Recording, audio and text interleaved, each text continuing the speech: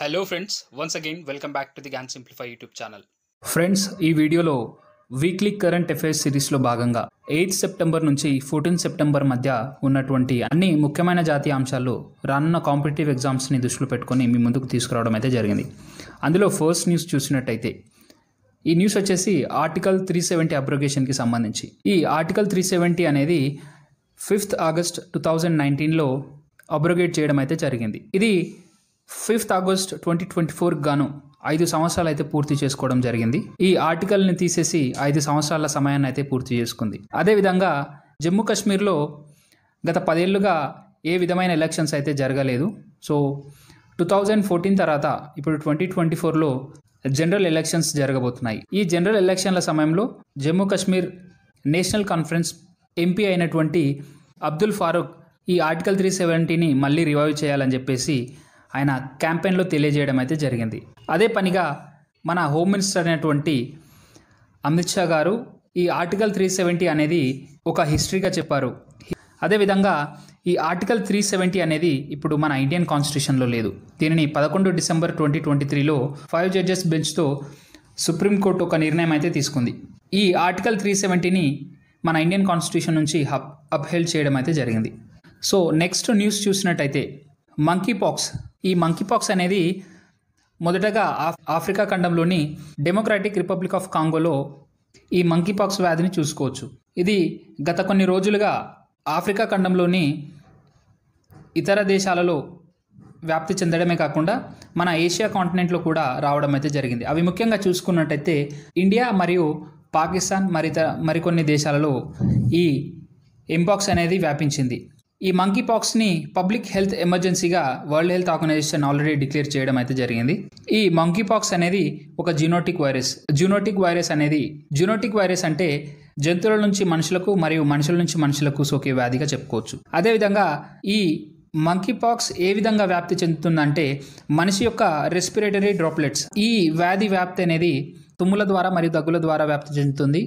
అదేవిధంగా ఒకవేళ గర్భిణీ స్త్రీ అయినట్టయితే ఆ గర్భిణీ స్త్రీ మంకీపాక్స్ డిజీజ్ని కలిగి ఉన్నట్లయితే శిశువుకు కూడా ఈ వ్యాధి వ్యాపిస్తుంది. అదేవిధంగా ఈ ఎంపాక్స్ వ్యాధి చెందినటువంటి వ్యక్తి వాడినటువంటి వస్తువులను మనం తాకినా వాటిని రీయూజ్ చేసినా ఈ విధమైన వ్యాప్తి అనేది చెందుతుంది. అదేవిధంగా ఇన్అప్రోప్రియేట్ సెక్షువల్ బిహేవియర్, సరైన ప్రికాషన్స్ లేకుండా సెక్షువల్ యాక్టివిటీస్లో పాల్గొన్నట్టయితే ఆ విధంగా కూడా ఈ వ్యాధి సోకుతుందని చెప్పేసి చెప్పుకోవచ్చు.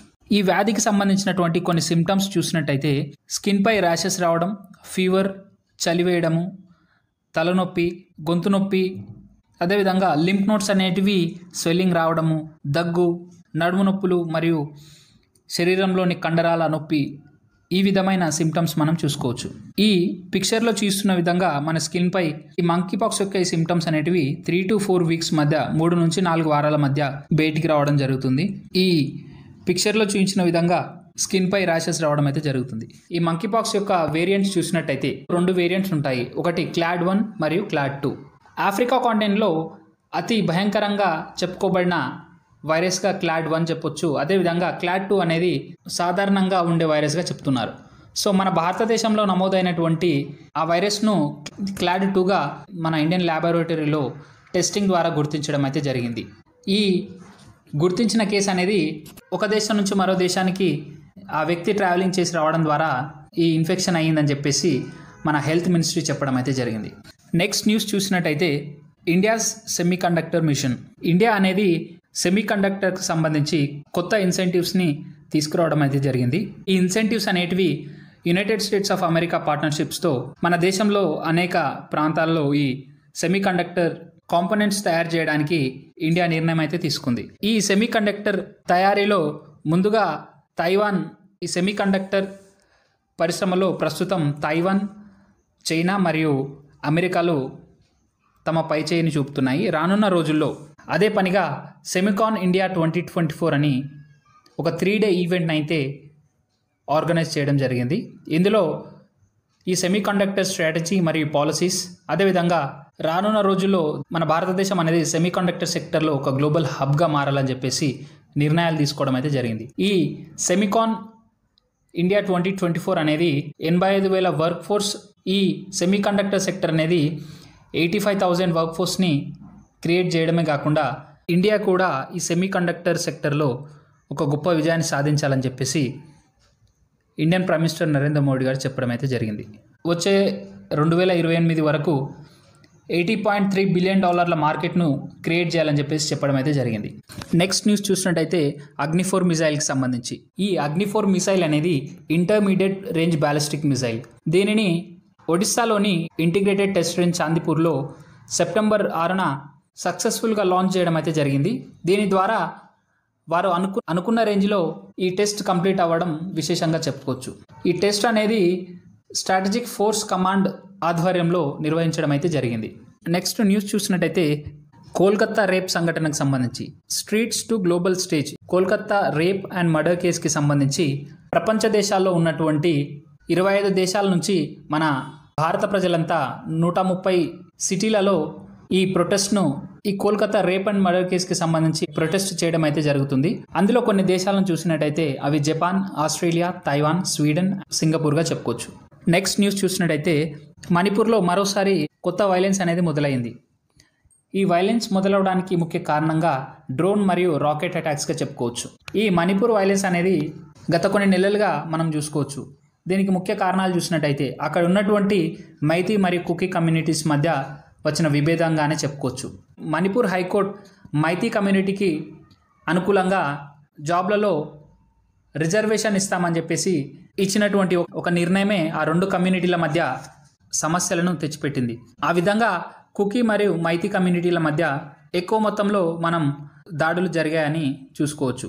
నెక్స్ట్ న్యూస్ చూసినట్టయితే from army to Paralympic podium. రీసెంట్గా జరిగినటువంటి ప్యారిస్ పారాలింపిక్స్ 2024లో హవల్దార్ హొకాటో హొటీజే సిమా ఇండియన్ ఆర్మీలో బాధ్యతలు నిర్వహిస్తుండగా 2002లో ల్యాండ్ మైన్ బ్లాస్ట్ ద్వారా తన కాళ్ళను పోగొట్టుకోవడం అయితే జరిగింది. ఆ విధంగా పై అధికారుల ఇన్స్పిరేషన్తో రీసెంట్గా జరిగిన ప్యారిస్ పారాలింపిక్స్లో మెన్స్ షాట్ పుట్లో తను బ్రాంజ్ మెడల్ తీసుకురావడం అయితే జరిగింది. మొత్తం మన భారతదేశం పారాలింపిక్స్ 2024లో 7 గోల్డ్, 9 సిల్వర్ మరియు 13 బ్రాంజ్ మెడల్స్ తీసుకురావడం అయితే జరిగింది. మొత్తం 29 మెడల్స్తో ఇంటర్నేషనల్ ర్యాంకింగ్లో 18వ స్థానంలో చోటు సంపాదించుకుంది. నెక్స్ట్ న్యూస్ చూసినట్టయితే సుప్రీంకోర్టు అనేది 75 సంవత్సరాల సమయాన్ని పూర్తి చేసినందుకు 75 సంవత్సరాల యానివర్సరీలో ఒక కొత్త ఫ్లాగ్ మరియు ఇన్సిగ్నియాను తీసుకురావడం అయితే జరిగింది. ఈ ఫ్లాగ్ అండ్ ఇన్సిగ్నియా ప్రస్తుత ప్రెసిడెంట్ అయినటువంటి ద్రౌపది ముర్ము గారు రిలీజ్ చేయడం అయితే జరిగింది. ఇందులో ఫ్లాగ్లో చూసినట్టయితే అశోక్ చక్ర మరియు సుప్రీంకోర్టుతో పాటు ఒక కాన్స్టిట్యూషన్ ఆఫ్ ఇండియా బుక్ని కూడా ఇందులో చేర్చడం జరిగింది. ఈ విధంగా కొత్త ఫ్లాగ్ మరియు ఇన్సిగ్నియా మన సుప్రీంకోర్టుకి రావడం అయితే జరిగింది.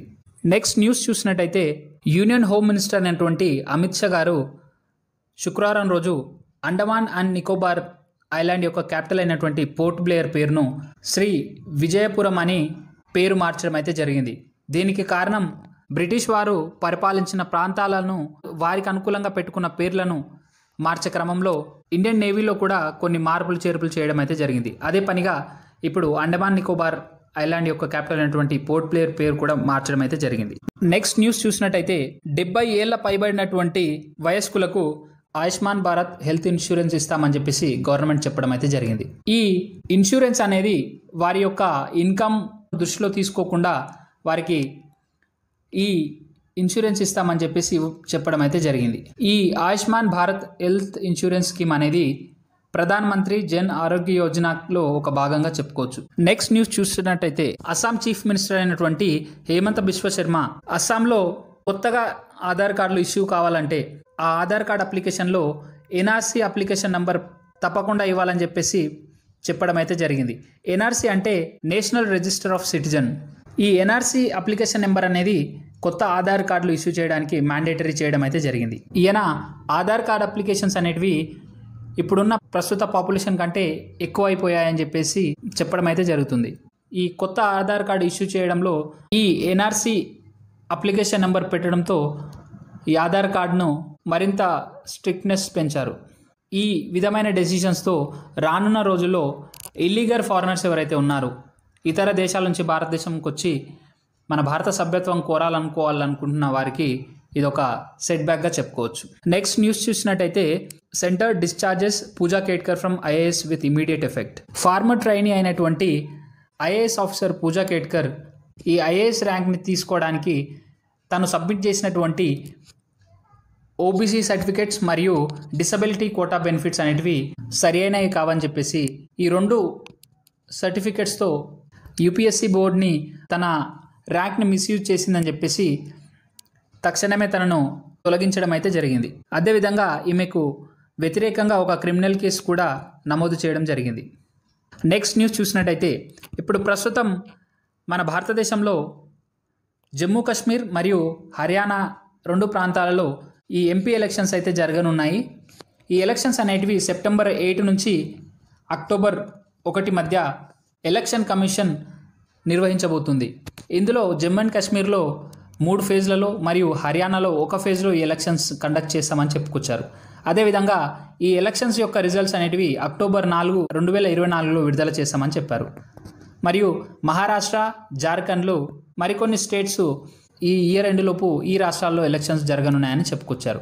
నెక్స్ట్ న్యూస్ చూసినట్టయితే ప్రస్తుతం ఉన్నటువంటి union home minister Amit Shah గారు chairperson of the parliamentary committee on official లాంగ్వేజ్కి రీఎలెక్ట్ అవ్వడం అయితే జరిగింది.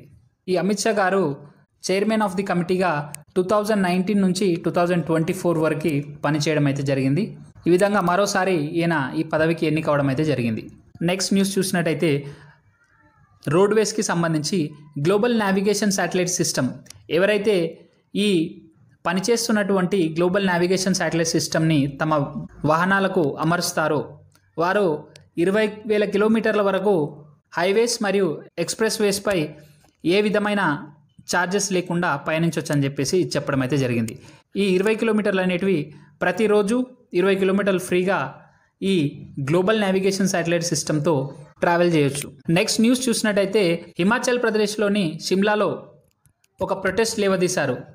సంజీలి మోస్కు కట్టడం అనేది పబ్లిక్ వర్క్ డిపార్ట్మెంట్ ల్యాండ్పై కడుతున్నారని చెప్పేసి అక్కడ ఉన్నటువంటి హిందూ గ్రూప్స్ ఆ కన్స్ట్రక్షన్ అనేది ఇల్లీగల్ అని చెప్పేసి 100 మంది ఆ జైల్ రోడ్ దగ్గర ప్రొటెస్ట్ చేయడం అయితే జరుగుతుంది. వీరి ముఖ్య ఉద్దేశం వచ్చేసి ఇల్లీగల్గా కడుతున్నటువంటి సంజులీ మోస్క్ని తొలగించాలని చెప్పేసి వీరు డిమాండ్ చేస్తున్నారు.